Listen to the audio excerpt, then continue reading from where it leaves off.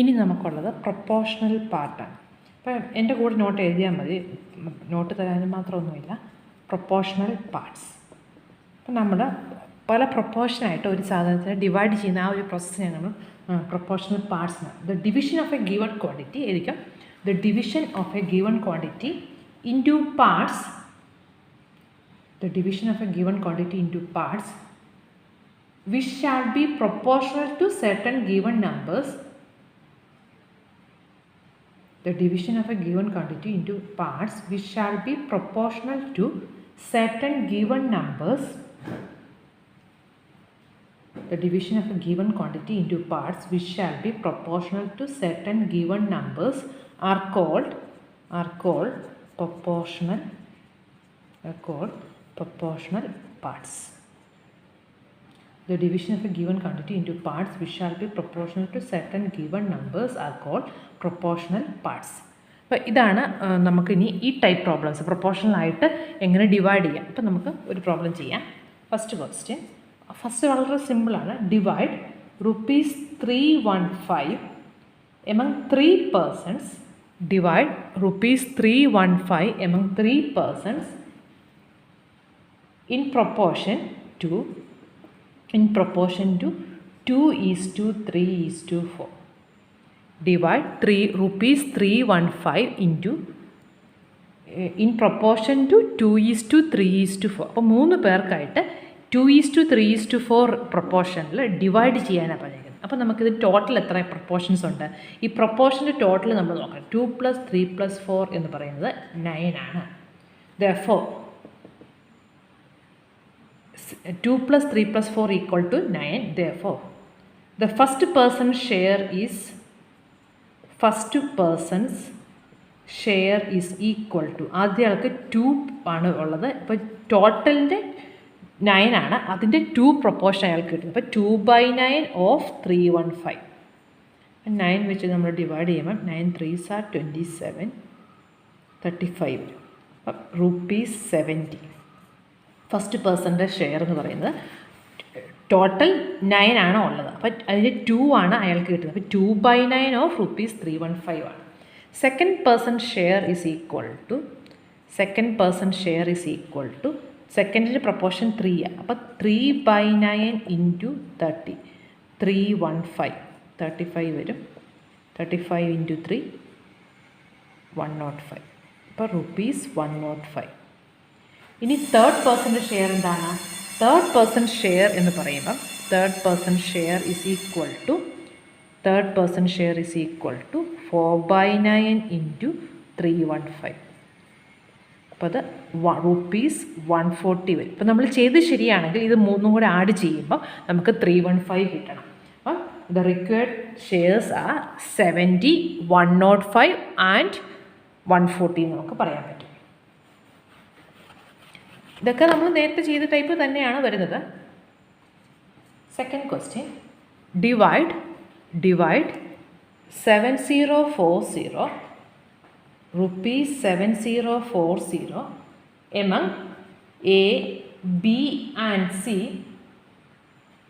Divide ₹7040 among A, B and C with their shares in proportion to 1 and 1/2 is to 1 and 2/3 is to 2 and 1/6.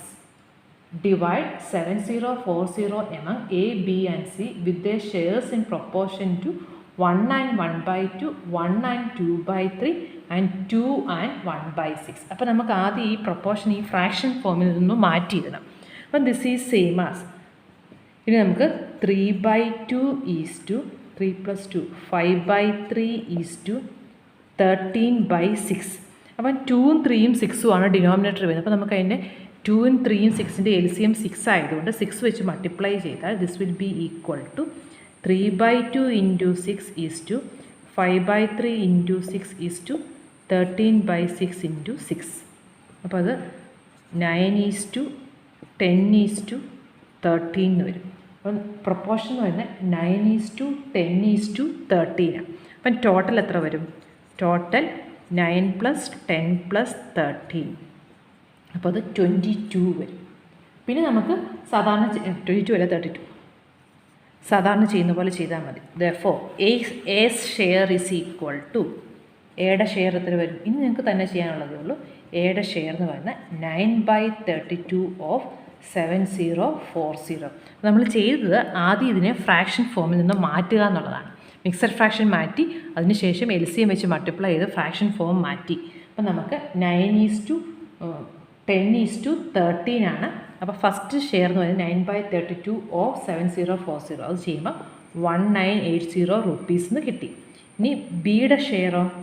ബിയുടെ share എന്ന് പറയുന്നത് 10/32 into 7040. അത് നമ്മൾ ചെയ്യുമ്പോൾ ₹2200 കിട്ടും.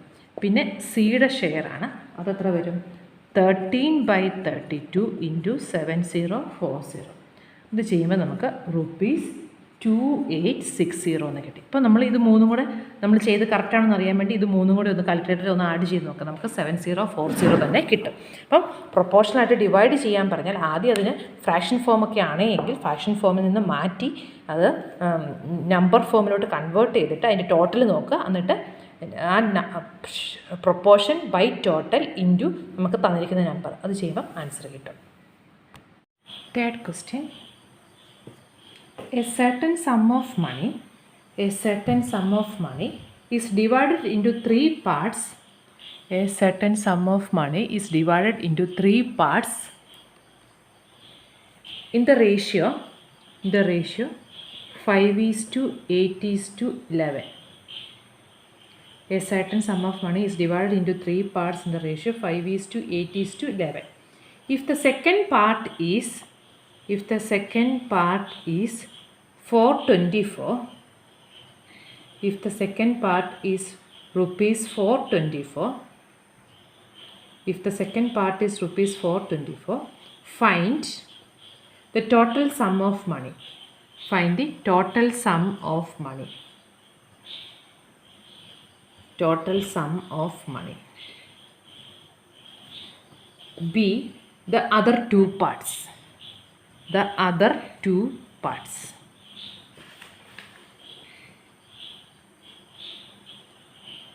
നമുക്ക് 3 പാർട്സ് ആയിട്ടാണ് തന്നേക്കുന്നത്.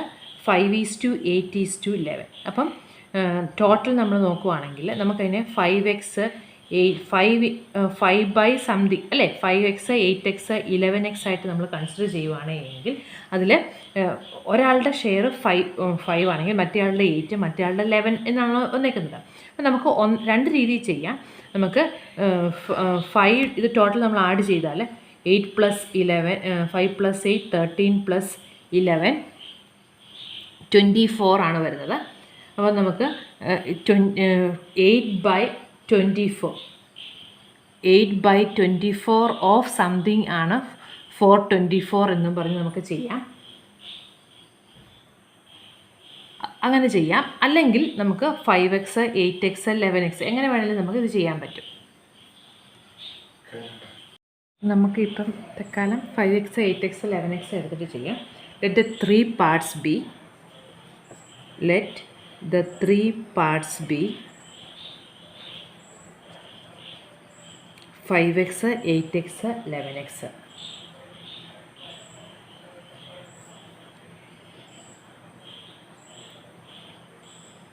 ത്രീ പാർട്സ് നമ്മളിങ്ങനെ ഡിവൈഡ് ചെയ്തു. അതായത് 5:8:11. അപ്പം അത് 5/24 ഓഫ് സംതിങ് ആണ് ഫസ്റ്റ് പാർട്ട് വരുന്നത്. 8/24 ഓഫ് എക്സ് ആണ് സെക്കൻഡ് വരുന്നത്. അടുത്ത് വരുന്നത് എന്താ? 11/24 ഓഫ് എക്സ് ആണ്. അപ്പോൾ 24 കോമൺ ആയതുകൊണ്ട് നമുക്കതിനെ 5x 8x 11x എന്ന് എടുക്കുന്നുള്ളതേ ഉള്ളൂ.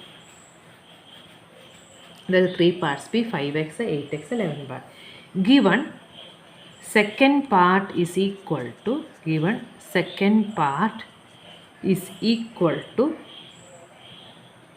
424. That implies 8x is equal to 424. X is equal to 424/8 എന്ന് വരും. 553. X equal to 53. നമ്മളോട് ആദ്യം ചോദിച്ചേക്കുന്നത് ടോട്ടൽ സമ്മാണ്. ടോട്ടൽ സം എന്ന് പറയുന്നത് 24x അല്ലേ, കാരണം 5x 8x 11x ആണ്. അപ്പോൾ നമുക്ക് total is equal to 5x + 8x + 11x equal to 24x വരും,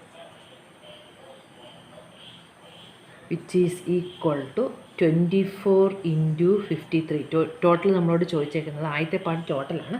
അപ്പോൾ 24 × 53 കാൽക്കുലേറ്റർ ചെയ്താൽ മതി. ആൻസർ 1272 വരും. Total equal to 1272. പിന്നെ നമ്മളോട് ചോദിച്ചേക്കുന്നത് അതർ 2 പാർട്സാണ്. അപ്പം അതർ 2 പാർട്സ് എന്ന് പറയുമ്പോൾ ഫസ്റ്റ് പാർട്ടും ലാസ്റ്റ് പാർട്ടും. ഫസ്റ്റ് പാർട്ട് എന്ന് പറയുന്നത് ഈക്വൽ ടു 5x ആണ്, which is equal to 5 × x എന്ന് പറയുമ്പോഴത്തേക്കും 53 വരും. അപ്പോൾ 5 × 53 265 rupees 265. Third part is equal to 11x ആണ് വരുന്നത്. അപ്പോൾ 11 × 53 ചെയ്യുമ്പം rupees 583 വരും. 583. അപ്പം നമുക്ക് 3 പാർട്ടും ആയി. First part, second part, third part, പിന്നെ ടോട്ടലും നമ്മളോട് ചോദിച്ചിട്ടുണ്ടായിരുന്നു. Next question. Divide rupees 4250 into 3 parts such that rupees 4250 into 3 parts such that the second is 80% of the first.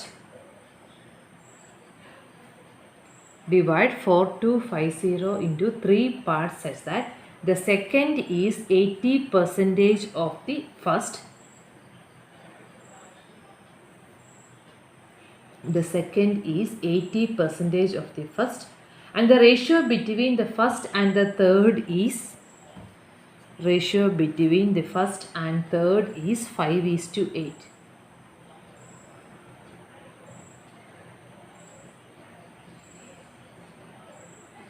Divide rupees 4250 into 3 parts such that the second part is 80% of the first, and the ratio between the first and third is 5:8. അപ്പം നമുക്ക് 4250 3ആയിട്ട് divide ചെയ്യാനാണ് പറഞ്ഞേക്കുന്നത്. അപ്പം ഫസ്റ്റും തേർഡും തമ്മിലുള്ള ratio 5:8 ആണെങ്കിൽ നമുക്ക് അതിനെ 5x എന്നും 8x എന്നും എടുക്കാം. അങ്ങനെയാണെങ്കിൽ സെക്കൻഡ് പാർട്ട് എന്ന് പറയുന്നത് എന്താണ്? സെക്കൻഡ് പാർട്ട് എന്ന് പറയുന്നത് 80% ഓഫ് ഫസ്റ്റ് ആണ്. അപ്പോൾ അതിൽ നിന്ന് നമുക്ക് 4x എന്ന് കിട്ടും. അപ്പോൾ നമുക്ക് 5x 8x 4x ആണ്. അത് ടോട്ടൽ 4250 ആണ്. അതിൽ നിന്ന് നമുക്ക് ബാക്കി കണ്ടുപിടിക്കാൻ പറ്റും. അപ്പം given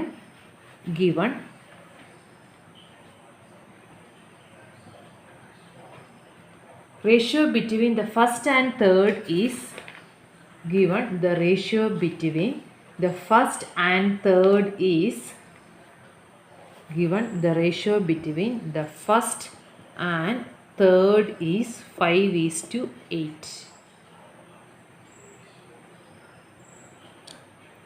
Given the ratio between the first and third is 5:8. Let the first part be 5x and third part be 8x. Let the first part be 5x and the third part be 8x.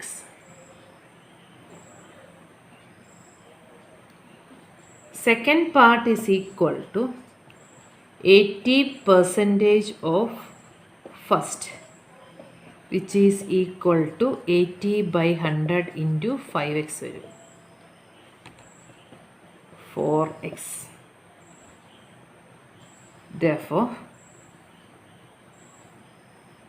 total is equal to 5x plus 4x plus 8x equal to 17x. Total എത്രയാണ്? Given total is equal to 4250. അപ്പം നമുക്ക് 5x ആണ് first, last 8x ആണ്. അതിൽ ഫസ്റ്റിൻ്റെ 80% ആണ് second. അപ്പോൾ second 4x എന്ന് കിട്ടി. അപ്പോൾ ടോട്ടൽ അത് 17x ആണ്. ടോട്ടൽ നമുക്ക് 4250 എന്നാണ് പറഞ്ഞിരിക്കുന്നത്. അപ്പോൾ 17x is equal to 4250. അതിൽ നിന്ന് നമുക്ക് x കിട്ടുമല്ലോ. x is equal to 4250 divided by 17 വരും. 4250 divided by 17.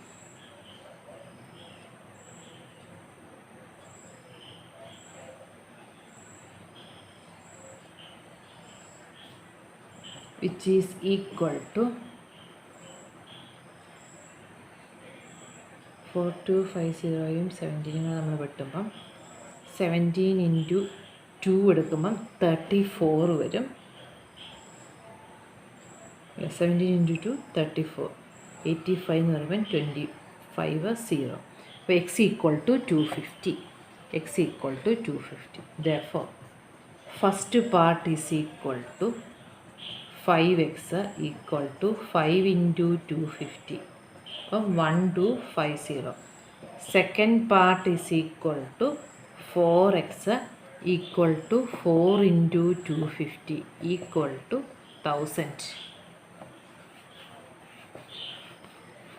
Third part is equal to 8x. 8 into 250. അപ്പോൾ 2000 വരും. നമുക്ക് ആഡ് ചെയ്ത് നോക്കുമ്പോൾ നമുക്ക് 4250 തന്നെ കിട്ടുന്നില്ലെന്ന്. അപ്പോൾ നമുക്ക് first part, second part, third part കിട്ടി.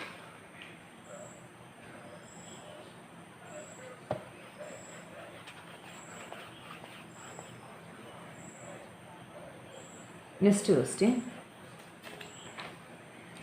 A fort had provisions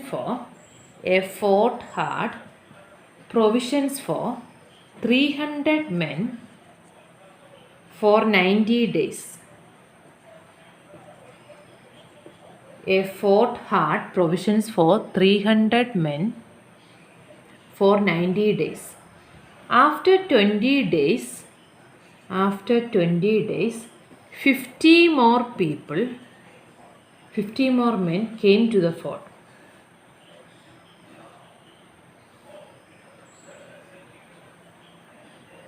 A fort had 300 men for food provisions for 300 men for 90 days. After 20 days, 50 more men came to the fort.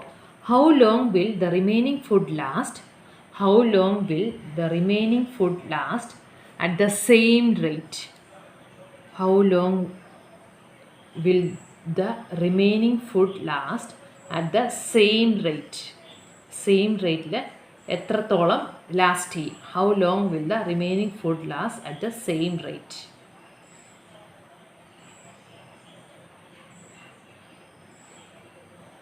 അപ്പോൾ ടോട്ടൽ ആദ്യം എത്ര ഉണ്ടായിരുന്നു? 300 മെന്നിന് 90 ഡേയ്സിനുള്ള ഫുഡ് ഉണ്ടായിരുന്നു.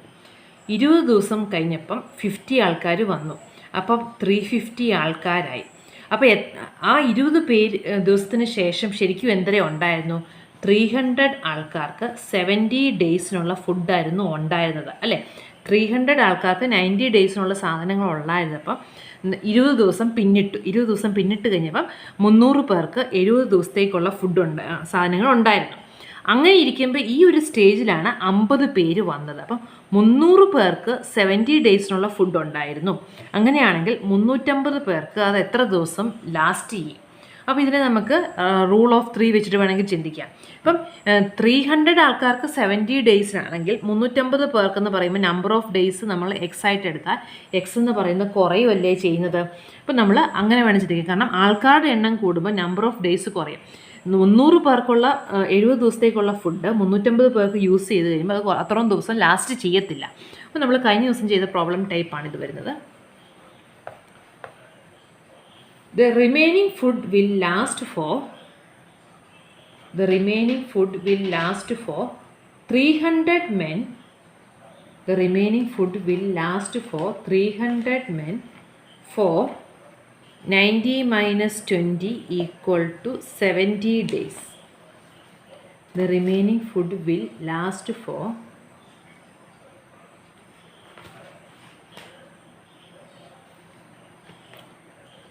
300 men for 70 days.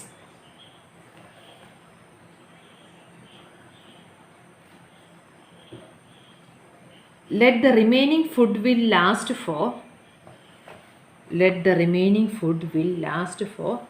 350 men for X days.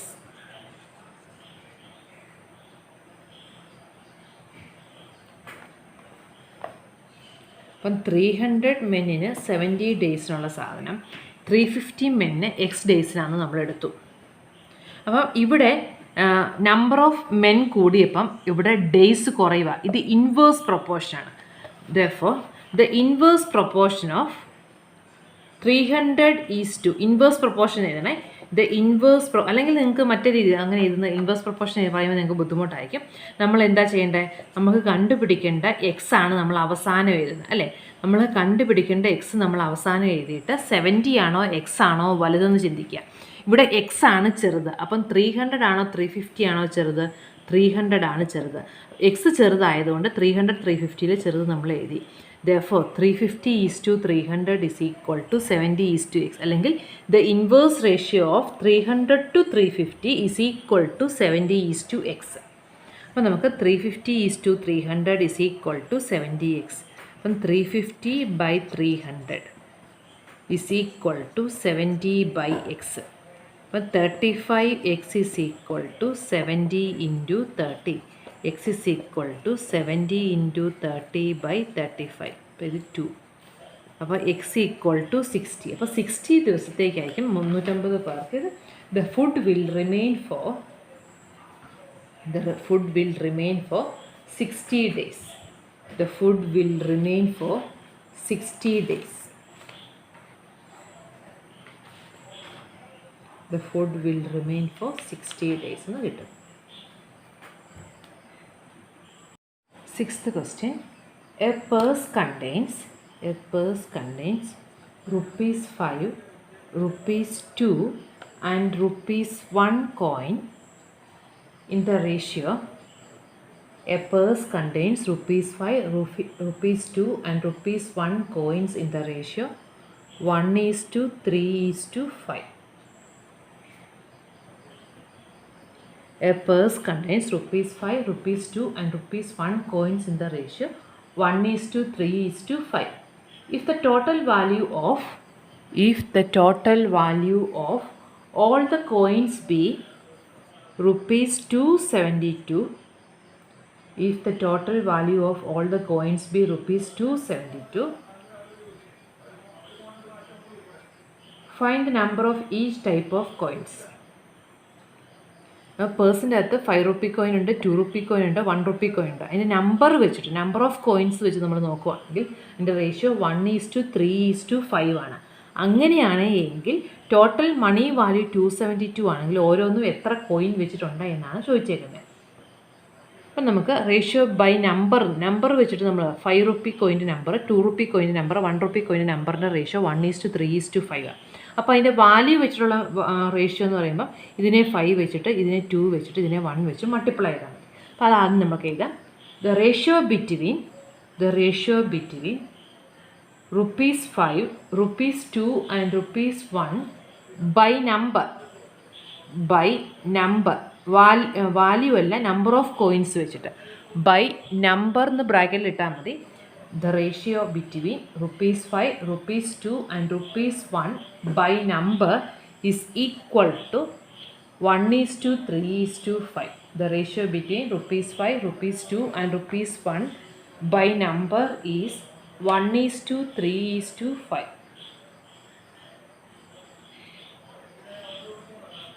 ഇനി ഇതിൻ്റെ values വെച്ച് നമുക്ക് പറയണം. The ratio between the coins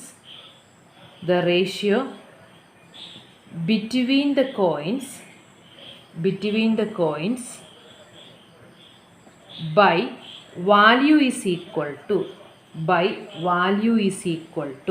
നമ്മൾ നമ്പർ ഓഫ് 5 rupee കോയിൻ്റെ റേഷ്യോ 1 ആണ്. അപ്പോൾ അതിൻ്റെ വാല്യൂ എന്ന് പറയുന്നത് 1:5 ആണ്. Number of 2 rupee coins 3 times ആണ് വരുന്നത്. അപ്പോൾ അത് 2, അതിൻ്റെ വാല്യൂ എന്ന് പറയുമ്പോൾ 2:3 നമ്പർ ഓഫ് 1 rupee കോയിൻ്റെ റേഷ്യോ 5 ആണ്. അപ്പോൾ അത് 1:5. വാല്യൂ പറയുവാണെങ്കിൽ 1:5, 3:2, 5:1. അപ്പോൾ അത് 5:6:5 ആണ്. The ratio between the coins by value 5 rupee, 2 rupee and 1 rupee എടുക്കുമ്പോൾ അത് 5:6:5 ആണ്. Therefore ടോട്ടൽ വാല്യൂ എന്ന് പറയുന്നത് എത്രയായിരിക്കും? 5 + 6 + 5 = 16 ആണ്. Therefore വാല്യൂ ഓഫ് ₹5 കോയിൻ എന്ന് പറയുന്നത് നമുക്ക് ടോട്ടൽ 16 എണ്ണം ഉണ്ട്. അതിൻ്റെ 5/16 ആണ് അല്ലേ, 5/16 ആണ് ₹5 കോയിൻ്റെ വാല്യൂ. അത് ടോട്ടൽ വാല്യൂ എത്രയാണ് അവിടെ തന്നിരിക്കുന്നത്? 272. അപ്പോൾ ഈ 272ൻ്റെ വാല്യൂവിൻ്റെ അകത്തെ 5 ആണ്. ടോട്ടൽ 16 ആയിട്ട് നമ്മൾ പ്രൊപ്പോർഷൻ എടുത്താൽ 5:6:5 ആണ് വാല്യൂവിൻ്റെ വന്നിരിക്കുന്നത്. അപ്പോൾ 5:6:5ൻ്റെ ടോട്ടൽ നമ്മൾ എടുത്താൽ അത് 16 ആണ്. അപ്പോൾ 5/16 ഓഫ് ദ ടോട്ടൽ വാല്യൂ ആണ് ₹5 കോയിൻ എന്ന് പറയുന്നത്. നമ്മൾ 16 വെച്ച് ഡിവൈഡ് ചെയ്താൽ 112 എന്ന് പറയുമ്പോഴത്തേക്കും 17 വരും. 17 × 5 85 വരും. ₹5 കോയിൻ്റെ വാല്യൂ ഓഫ് ₹5 കോയിൻ എന്ന് പറഞ്ഞാൽ 85 ആണ്. ഇനി value of ₹2 coin, value of ₹2 coin is equal to ₹2 കോയിൻ്റെ വാല്യൂ എന്ന് പറഞ്ഞാൽ 6/16 × 272. അപ്പോൾ അത് 6 × 17 വരും, 102. ഇനി വാല്യൂ ഓഫ് ₹1 കോയിൻ, അത് value of ₹1 coin is equal to 5/16 × 272. അപ്പോൾ അതും 85 വരും. ഇനി നമുക്ക് നമ്പർ ഓഫ് കോയിൻസ് ആണ് വേണ്ടത് അല്ലേ. Find the number of each type of coins ആണ്. നമ്പർ ഓഫ് ₹1 കോയിന്, ₹1യുടെ വാല്യൂ 85 ആണെങ്കിൽ നമ്പർ ഓഫ് ₹1 കോയിനും 85 ആണ്. Number of ₹1 coin is equal to 85. ഇനി നമ്പർ ഓഫ് ₹2 കോയിൻ എന്ന് പറയുന്നത് എത്രയായിരിക്കും? ₹2 കോയിൻ്റെ വാല്യൂ 102. അപ്പോൾ അതിനെ ബൈ 2 ചെയ്താൽ എത്ര കോയിൻസ് ഉണ്ട്? 51 കോയിൻസ് ഉണ്ട്. ഇനി നമ്പർ ഓഫ് ₹5 കോയിൻ എന്ന് പറയുന്നത്, നമ്പർ ഓഫ് ₹5 കോയിൻ എന്ന് പറയുന്നത് ടോട്ടൽ അതിൻ്റെ വാല്യൂ ₹5 കോയിൻ്റെ വാല്യൂ 85 ആണ്. അതിനെ 5 വെച്ച് ചെയ്യുമ്പോൾ 17 കോയിൻസ് വരും. അപ്പം നമുക്ക് ₹5 കോയിൻ 17, ₹2 കോയിൻ 51, ₹1 കോയിൻ 85. അപ്പോൾ ഇതൊരു ഡിഫറെൻ്റ് ആയിട്ടുള്ളൊരു പ്രോബ്ലമാണ്. ഇവിടെ പേഴ്സിലെ കോയിനുകൾ തമ്മിലുള്ള റേഷ്യോസ് തന്നേക്കുന്നത്. നമ്മൾ അതിൻ്റെ വാല്യൂസ് വെച്ചിട്ടുള്ള റേഷ്യോ ആദ്യം കണ്ടുപിടിച്ചു. എന്നിട്ട് ടോട്ടൽ വാല്യൂ ആയിട്ട് നമ്മൾ നോക്കിയപ്പോൾ ഓരോന്നിനും എത്ര വാല്യൂ ഉണ്ട്, ₹2 കോയിൻ മൊത്തം എത്ര വാല്യൂ ഉണ്ട്, ₹1 കോയിൻ എത്ര വാല്യൂ ഉണ്ട് എന്ന് നമ്മൾ കണ്ടുപിടിച്ചിട്ട് ആ വാല്യൂ വെച്ചിട്ട് ഡിവൈഡ് ചെയ്തപ്പോൾ എത്ര കോയിൻസ് ഉണ്ട് എന്ന് നമുക്ക് കിട്ടും. 7th question. A photograph of a bacteria enlarged 50,000 times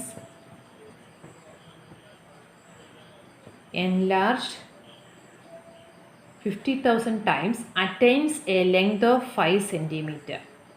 A photograph of a bacteria enlarged 50,000 times attains a length of 5 centimeter. A photograph of a bacteria enlarged 50,000 times attains a length of 5 centimeter. Find the actual size of the bacteria. Find the actual size of the bacteria.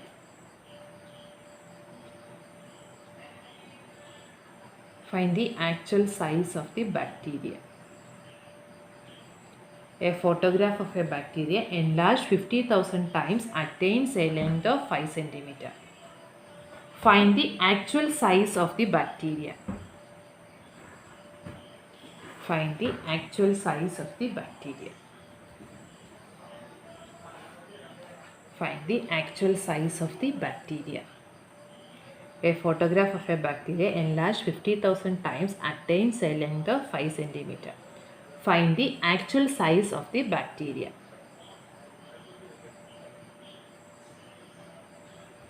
Find the actual size of the bacteria. If the photograph is enlarged, ഒരു പാട്ടും കൂടെ ഉണ്ട്. If the photograph is enlarged 20,000 times only, if the photograph is enlarged 20,000 times only, find its enlarged length.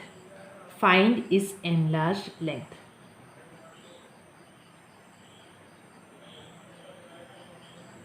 അപ്പോൾ 2 പാർട്ടായിട്ട് ചോദിച്ചേക്കുന്നത് photograph of a bacteria enlarge 50,000 ആവണമെങ്കിൽ അതിൻ്റെ length 5 centimetre ആയിട്ട് കിട്ടും. അപ്പോൾ actual size of the bacteria എത്രയാണെന്നാണ് ചോദിച്ചേക്കുന്നത്. പിന്നെ ചോദിച്ചേക്കുന്നത് എന്താ, അത് 20,000 ടൈംസ് ആണ് എൻലാർജ് ചെയ്തതെങ്കിൽ അതിൻ്റെ എൻലാർജ് ലെങ്ത് എന്താണ്.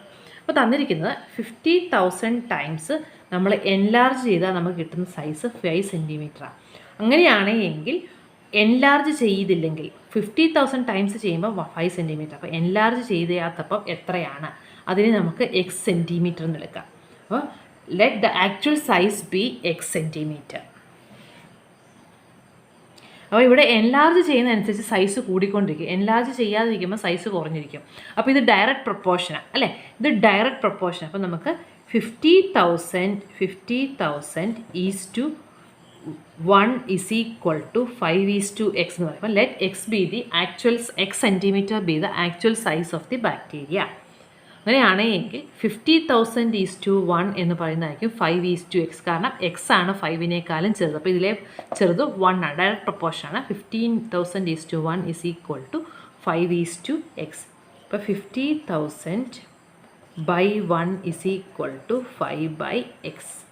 അപ്പോൾ x is equal to 50,000 x equal to 5 ആണ്. അപ്പോൾ 5 divided by 50,000 equal to 1 by 10,000 എന്ന് വരും. X is equal to 1 by 10,000. അപ്പം നമുക്കത് 0 ഇട്ടിട്ട് എഴുതുവാണെങ്കിൽ actual size is equal to 0.0 നോക്കിയോ, 1 2 3 4 സീറോസ് ആണ്. അപ്പോൾ 4 ഡെസിമൽ പോയിൻറ്റ്സ് വരും. 0.0001 സെൻറ്റിമീറ്റർ. ഇനി രണ്ടാമത് ചോദിച്ചേക്കുന്നത് എന്താണ്, 50,000 എൻലാർജ് ചെയ്തപ്പം നമുക്ക് കിട്ടിയത് 5 സെൻറ്റിമീറ്റർ ആണ്. അങ്ങനെയാണെങ്കിൽ 20,000 എൻലാർജ് ചെയ്യുമ്പോഴത്തെ സൈസ് എത്രയാണ്, അതിന് നമുക്ക് y സെൻറ്റിമീറ്റർ എന്ന് എടുക്കാം. അങ്ങനെയാണെങ്കിൽ 50, ഇത് ഡയറക്റ്റ് പ്രൊപ്പോർഷൻ ആയതുകൊണ്ട് 50,000 is to 20,000 is equal to 5 is to y എന്ന് വരും. അപ്പോൾ 50,000 divided by 20,000 is equal to 5 by y. അപ്പോൾ നമുക്ക് 5y is equal to 10, y is equal to 2 centimetre എന്ന് കിട്ടും. ആക്ച്വൽ സൈസ് 2 സെൻറ്റിമീറ്റർ എന്ന് കിട്ടും.